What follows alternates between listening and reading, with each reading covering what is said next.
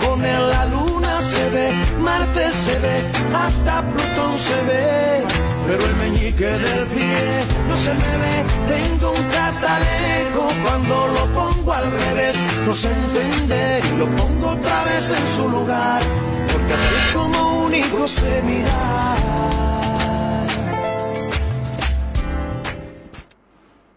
¿Qué tal? ¿Cómo están? Bienvenidas y bienvenidos a una nueva emisión de Catalejo, el segundo, o la segunda, mejor dicho, hablando de emisiones, de este año 2020, la segunda temporada, hoy con un tema muy importante que ya vamos a presentarlo con el invitado que tenemos del otro lado. ¿Cómo te va, Gisela? ¿Cómo estás? Bien, muy bien, Alejandro, te saludo a vos y a todas las personas que están siempre acompañando este producto que intentamos hacer de la mejor manera. Como dice nuestro eslogan, es acercar la realidad para poder repensarla junto, difundirla junto y debatirla juntos, ¿no? Así que bueno, el invitado de hoy tiene que ver con Luciano Orellano, autor, ¿no?, de Argentina Sangra por las barrancas del río Paraná, una visión importante llevada al papel, llevada a la letra, de algo que se viene hablando, que venimos debatiendo, que venimos escuchando siempre, tratando de que aquellas voces que vienen, digamos, marcando cuál es verdaderamente el camino que debemos transitar para salir definitivamente de perdedor en este país, tiene que ver justamente con nuestro modelo agroexportador, pero ¿quiénes son los que se llevan, digamos, la savia de esta Argentina rica en lo que tiene que ver con la producción, pero pobre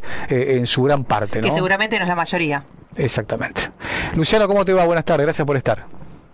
Buenas tardes, ¿qué tal, chicos? Gracias, muchas gracias por la invitación y bueno, comentar un poquito. Exactamente, sí, esto que hay que amplificar, ¿no? Decididamente, que tiene que ver con cómo nos vamos desangrando por las barrancas. Primero preguntarte que puedas situar, digamos, para la gente que por ahí es, digamos, muy primitiva en esto, de qué se trata el libro y bueno, y la investigación, claro.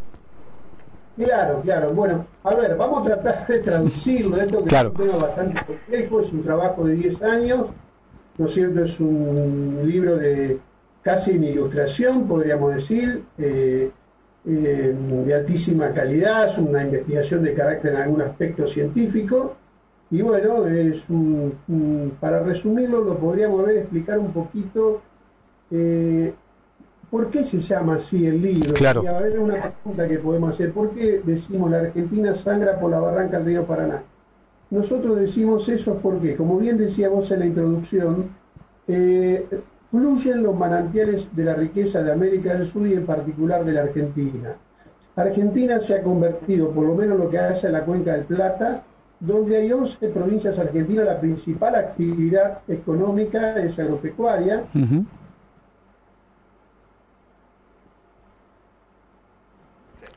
Perdimos un problemita de audio. Ahí estamos. 2 millones de camiones por año. Vienen 250.000 vagones en formaciones de 100, 80, 90 vagones que llegan a nuestros puertos. Vienen las barcazas del Paraguay, formaciones de barcazas muy importantes que llegan a los puertos, ingresan a los puertos y entran a esta gran industria, una de las industrias más importantes del aceite del mundo y sus productos. Pero, digamos, por un lado está que fluye la riqueza, ¿no es cierto?, actúa como un embudo donde todo viene hacia aquí, ¿no? Y por otro lado nos queda la Argentina, digamos, una Argentina profundamente injusta, pobre, una Argentina casi de posguerra, yo diría, sí, desde ya que es preexistente, hace más de 40 años que se está desarrollando este proceso, pero para decirlo en 2 palabras, a ver, por un lado tenemos que la cosecha, la producción granaria ha crecido 3 veces en los últimos 35 años.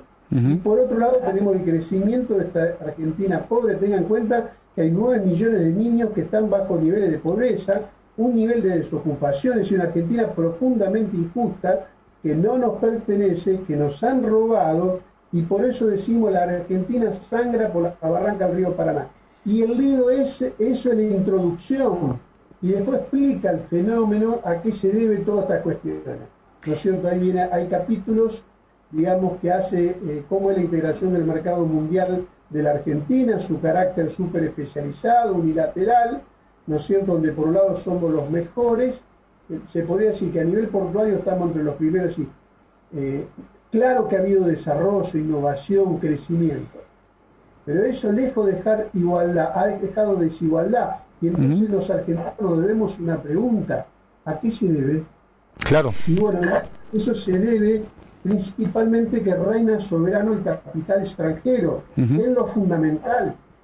Las empresas que controlan todo el comercio exterior, empresas norteamericanas como la de los Estados Unidos, Cargill, ADM, ¿no es cierto?, Bunge, empresas chinas como Costco, empresas como Nidera, que son empresas, que ahora se ha quedado junto con Costco y Nidera, han hecho una misma unidad, son los chinos que tienen el 20% de todo el comercio, ¿no es cierto?, empresas como Dreyfus, Louis Dreyfus, que también tiene un peso importante, que es una empresa francesa, y así podemos decir, o la Glencore, ¿no es cierto?, que es una empresa que llamarse suiza, pero que en realidad es inglesa.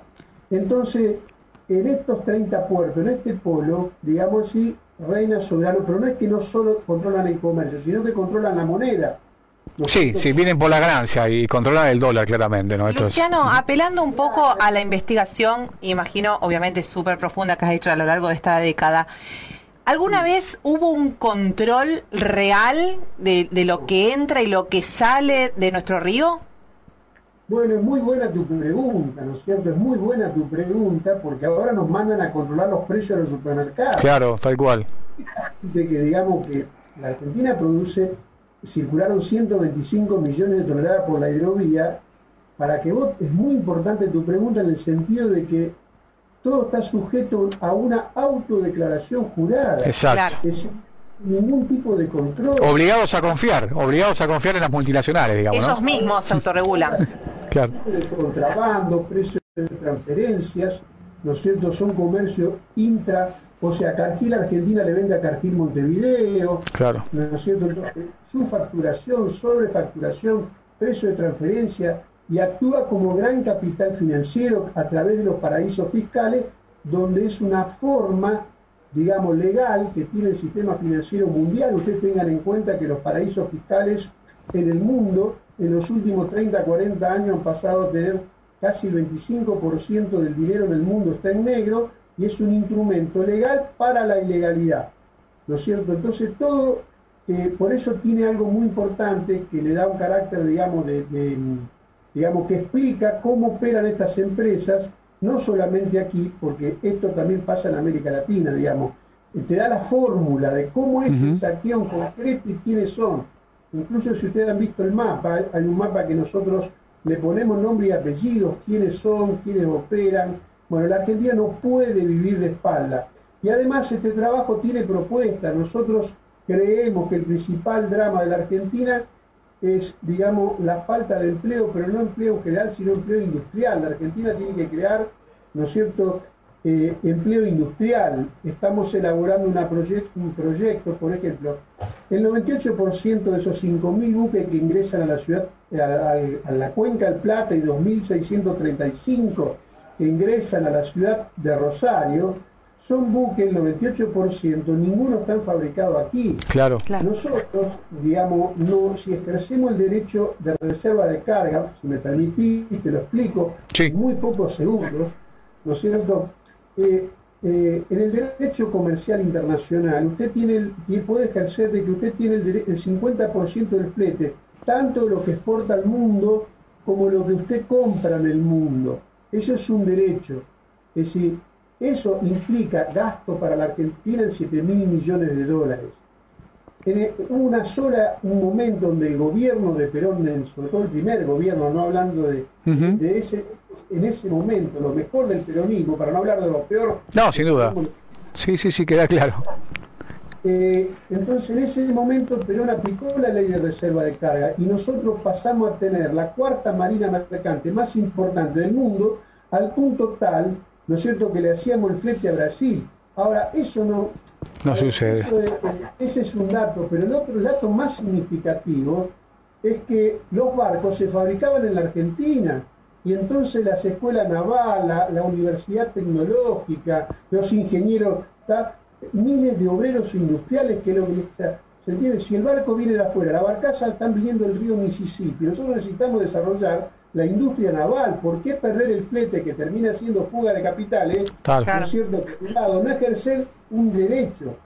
Si nosotros ejercemos ese derecho, esa cuarta marina mercado que yo le decía, hoy es la industria que no necesita un peso para la financiación, porque usted tiene el derecho a ese flete, ¿me entiende? Sí. Entonces, la Argentina necesita industrializarse, no pueden venir los durmientes de afuera, los rieles de afuera, ¿no es cierto? La barcaza del río Mississippi, los barcos son de afuera. ¿Y qué nos queda? Nos queda el tremendo dolor en todas las esquinas, ¿no es cierto? Cuando paramos en un semáforo y vemos situaciones desgarradoras. No nos podemos acostumbrar a eso. Argentina no es un país pobre, nos hacen pobres. Seguro.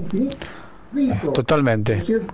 Para hacer el primer bloquecito de Catalejo con Luciano Orellano, contra Cartona, todo esto también hay que decir lo que se vivieron, no solamente en los sendos gobiernos neoliberales, sino que se inició en la dictadura, que siguieron con otros gobiernos, tiene que ver con el desguace del SENASA, por ejemplo, ¿no? Lucha que dieron los compañeros y compañeras del SENASA, un órgano importante de control, no solamente en la cuestión portuaria, sino en un montón de ramificaciones, pero digo, el gobierno de Macri, principalmente, hablando, fue contra el SENASA. En ese marco, esta discusión. Vamos al corte, sí. El primero, Luciano, regresamos y seguimos charlando un poquito, o te seguimos escuchando a vos, mejor dicho, para que sigas dando cátedra. Dale, vamos.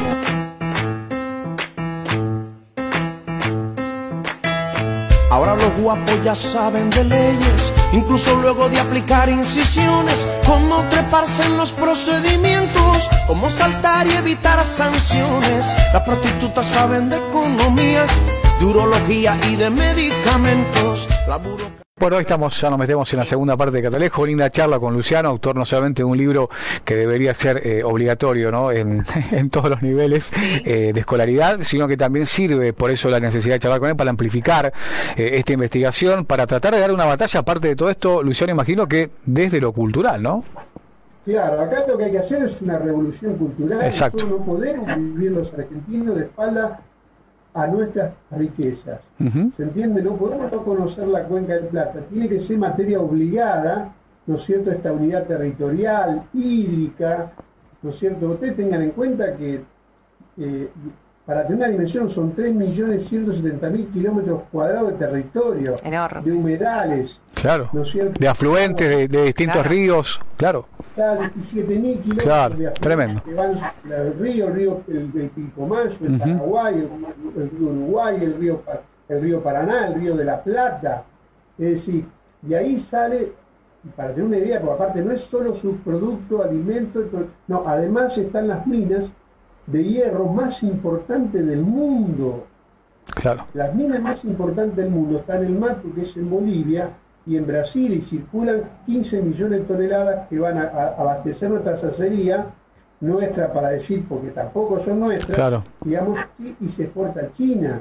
Y entonces, esto acá, digamos así, está totalmente en manos extranjeras. Por eso necesitamos un intelectual colectivo. Sin duda. Un intelectual colectivo de aquellos paisanos, de los paisanos. ¿Qué quiere decir paisano? Quiere decir llevar un poquito el país adentro, ¿no es cierto? Ese intelectual colectivo que pueda formular una propuesta, digamos así, para recuperar esa soberanía, y sin recuperar esa soberanía jamás puede haber felicidad para el pueblo, ¿no? Queda claro. Creo, un poco pensando en lo que decís, Luciano, creo que esto también tiene que ver con el sentido de pertenencia. Es como que lo vemos ahí el río y como que quizás nos cuesta pensar todo lo que entra y todo lo que sale por esa vía. Digo, no lo sentimos propio. Claro, ustedes ven el discurso que hay, ¿no es cierto? Ellos hablan crecimiento, desarrollo, innovación, empleo. Ese es el discurso, aumento de la productividad. Pero eso está todo en manos extranjeras, esto lo hacen 10 tipos, 15 tipos. Pero el problema lo tenemos en toda América del Sur. Claro. Si hace 20 o 30 años tendría que ser materias obligatorias. Por eso digo, una gran revolución cultural. Yo les quiero anunciar que vamos a crear un Instituto Soberanía. Instituto Soberanía para la noble igualdad, ¿no es cierto? Para que en la vida, en el trono de la vida cotidiana, ¿no es cierto?, como a veces dice Carlos del Frade, en el trono de la vida cotidiana está la noble igualdad. No hablamos de igualitarismo, hablamos de emparejar un poco la cosa. Sin duda alguna. Acumular los argentinos, la única propuesta que hay, chicos, es la que te hace la bolsa de comercio. Claro. Fíjense que ahora con esta discusión de la hidrovía no hay propuesta del Estado. Llamamos para consultar, pero la única propuesta, el Estado no hace propuesta, y la propuesta que queda es lo que hace, ¿no es cierto?, el señor Irígora, el de la Cámara de Aceiteros, o el señor Subizarreta de la Cámara de Puertos Privados y Comerciales. Claro. Más de lo mismo. Se le pregunta a ustedes qué les convendría, ¿no? Claro, le pregunta, se le consulta a ustedes qué les conviene en todo esto, ¿no? Nos quieren pautar, digamos, cómo seguimos. Entonces, ¿qué propuesta tenemos nosotros? Y tiene que ser una convocatoria amplia, es intelectual colectivo, unido a nuestros próceres, a los sentimientos de Belgrano, ¿no es cierto? Ese gran hombre, investigador, científico, militar patriótico, ¿no es cierto? Educador, pero educador para la libertad, ¿no? Claro. ¿No es cierto? Para la soberanía. Te interrumpo, Luciano, en esto que hablas del intelectual colectivo, que me parece fundamental. Esto de la revolución cultural también tiene que ver, ¿no?, con el gran anclaje que hay, lamentablemente, en la opinión pública, que no es otra cosa que la opinión de los grandes medios de comunicación, ¿no?, el disparador que hay en los medios masivos de comunicación, donde, por ejemplo, un debate que se dio o que se puso en carpeta a nivel nacional, que tuvo que ver con lo de Vicentín, ¿no?, el de Falco al Estado, donde claramente hizo tomar partido a muchísima gente, la mayoría, para no decir, sí, la gran mayoría de ellas, con mucha incertidumbre, digamos, en el conocimiento de lo que había sucedido, pero que enseguida toman partido de acuerdo a la línea editorial que se baja de los grandes medios a favor de una cúpula que se fugó, ¿no? La plata de todos los argentinos, por ejemplo, ¿no? Claro, no hay otro caso más emblemático que el tema de San Martín, Vicentín. Vicentín, en realidad, ustedes chicos, esto es muy importante porque no lo van a escuchar en ningún lado. Vicentín es, digamos así, que presidió la Bolsa de Comercio, se hizo la estafa más grande, digamos, la historia de Santa Fe, por $2.000 millones al Banco Central, a los productores, bueno, los laburantes que quedaron colgados, ¿no es cierto?, del Picel, toda la situación de estafa. Pero no es solo Vicentín, sino que Vicentín está asociada a Renova, y Renova, como le dije, eso es Suiza, pero Suiza, digamos así, más que Suiza es de los ingleses, está dentro de la geopolítica de los ingleses, digamos. Entonces, digamos que además que tienen ocupado una parte de nuestras, digamos, la Argentina, tienen ocupado una parte de nuestro territorio. Esos mismos tipos son los que estuvieron detrás de la Glencore. Googleenlo, chicos. Que por favor lo googleen. Y son estos, la Glencore, que en realidad es la que está detrás de Vicentín, ¿no es cierto? Es la que la asocia de Vicentín, porque Renova era 51, ¿no es cierto?, de la Glencore, y 49 era de Vicentín. De la noche a la mañana, en el medio del defalco que armaron, la Glencore se quedó, ¿no es cierto?, con el 66%, y el otro 30 y pico por ciento quedó con goce y uso. Claro. ¿Entiende? La Glencore es una industria de defalco y de defraudación de los estados. ¿Y con quién se unieron? Y se unieron con los capitales nacionales. Es decir, bueno, todas estas cuestiones están explicadas en el libro. Explica quién es la Glencore, quién es Costco en el mundo, cómo es el comercio mundial, qué lugar tiene la Argentina, qué exporta la Argentina, quiénes somos nosotros en el mundo. Nosotros decimos que, bueno, chicos, no vendemos nada nosotros. No, sin duda, claro. Una reunión que hubo cuando estaba Kirchner, entonces, bueno, Kirchner con gente del comercio chino le preguntaron, dijo, estaban tirantes las cosas y bueno, le dijeron, ustedes no nos venden nada, ustedes nos venden Cargill, ustedes no venden nada, nosotros los argentinos efectivamente nos vendemos. Usted, por ejemplo, tiene el caso del tema Turquía. Yo le puedo robar un segundo con el nos quedan 4 minutos. Mire, los ferrocarriles... Sí, le pertenecen a él, al privado, ¿no? Van para aquel lado, NSA, digamos. 200 kilómetros de ferrocarril, nuevo central argentino, y el Mitre es del señor Urquía. Exactamente. La aduana checa, ¿no es cierto?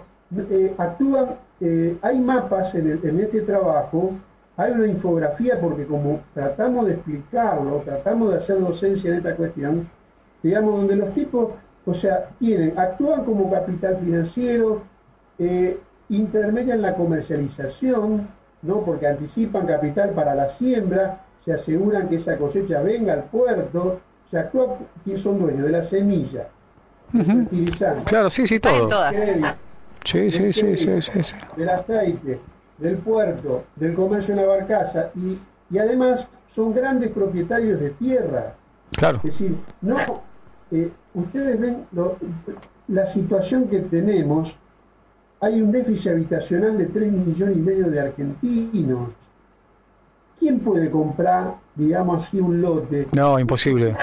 20.000, 30.000, 40.000 hectáreas, esto es público, toda tu información, chicos. Sí, que esto tiene que ver también con el corrimiento de una frontera sojera, con un modelo agroindustrial que aparte ha exterminado con la mano de obra, porque hoy con un fumigador, un cosechador, está hecho latifundista, antes hacía falta mucha más mano de obra, y que tiene que ver con esto que venimos charlando, es parte de un todo, ¿no?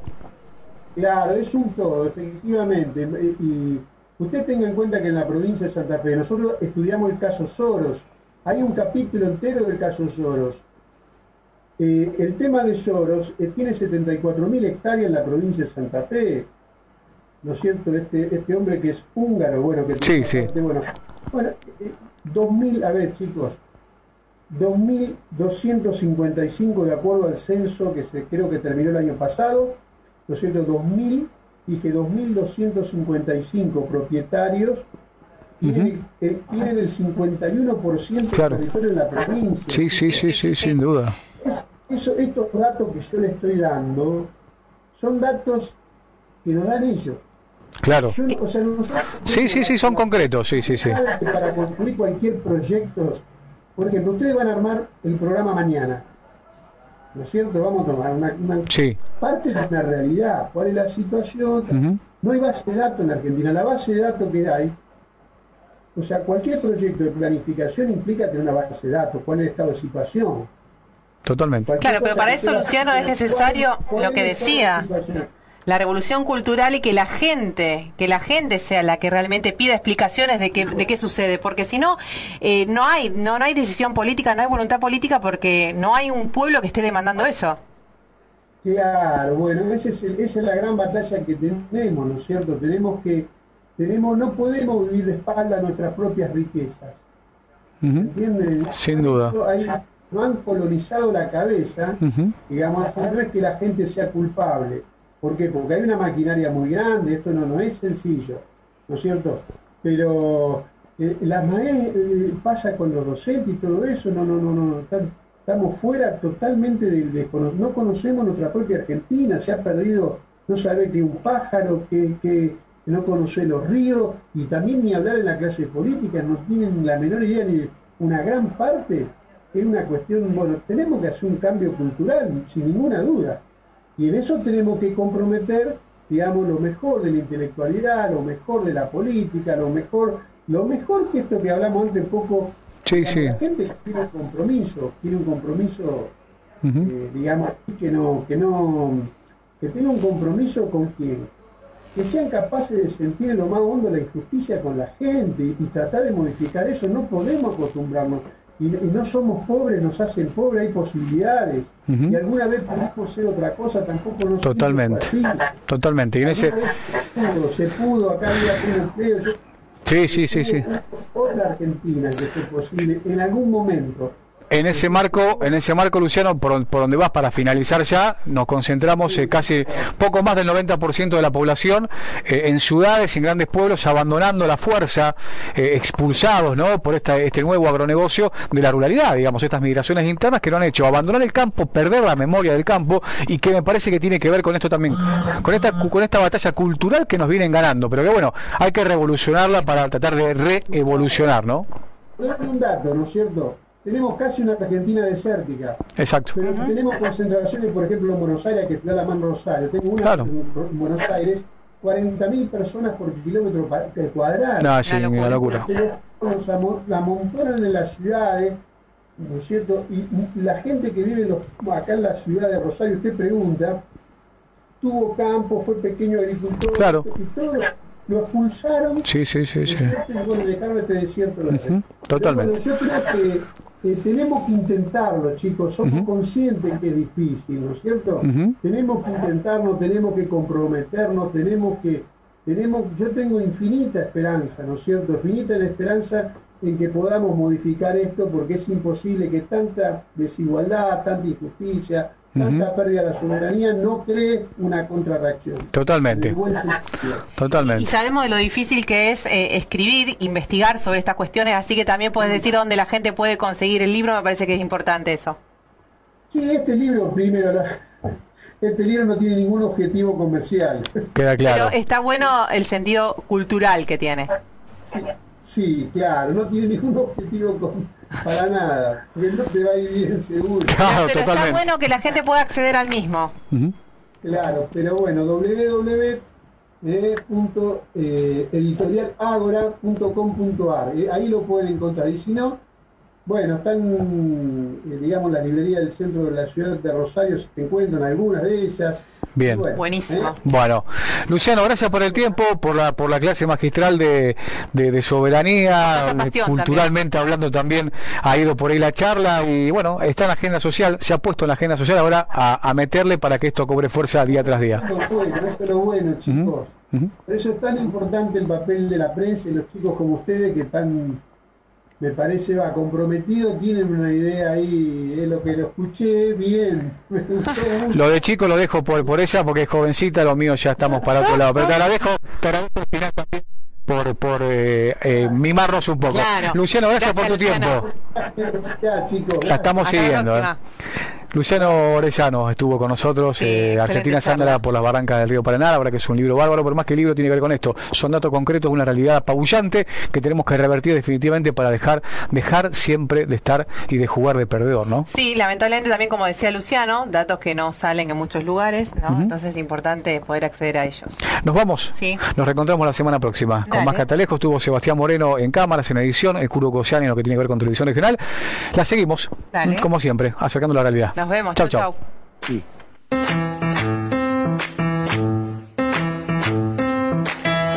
Ahora los guapos ya saben de leyes, incluso luego de aplicar incisiones, cómo treparse en los procedimientos, cómo saltar y evitar sanciones. La prostituta...